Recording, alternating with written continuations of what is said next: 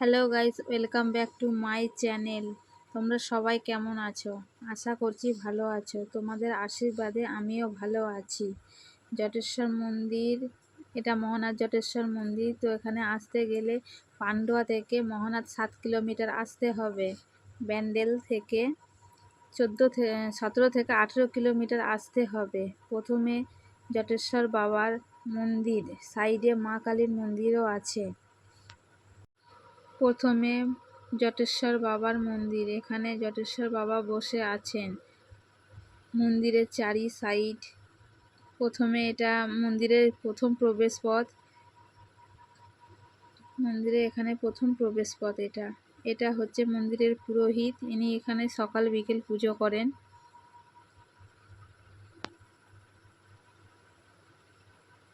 এটা জটেশ্বর বাবার দর্শন করুন।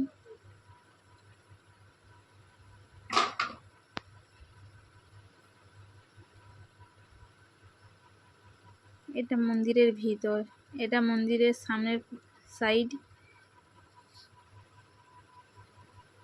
এটা মন্দিরের সামনের সাইড। আপনাদের মন্দিরের চারি সাইডটাই দেখানো হবে, একটু ধৈর্য ধরে ভিডিওটা দেখুন আপনারা।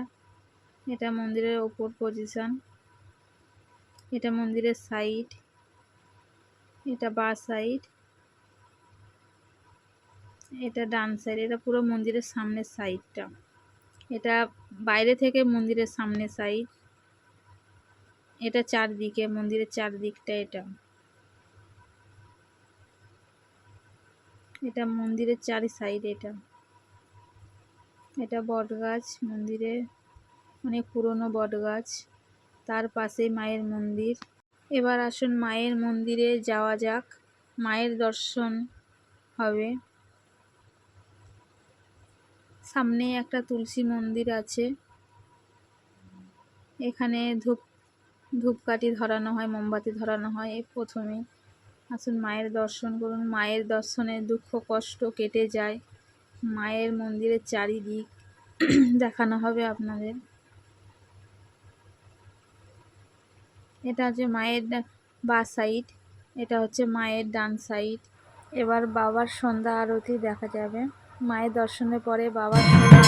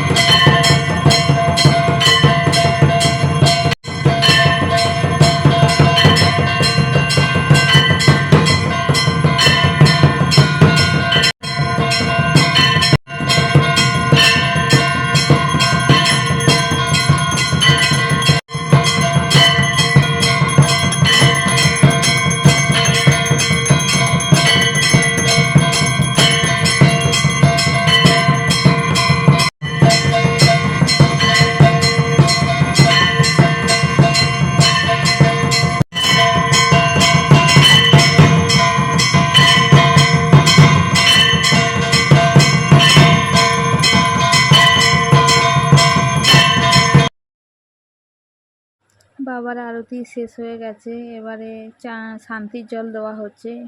ব্রাহ্মণ মশাই উনি শান্তির জল দিচ্ছেন সবাইকে, আমাকেও দিল এইমাত্র। সবাই মাথা নিচু করে শান্তির জল নিচ্ছেন।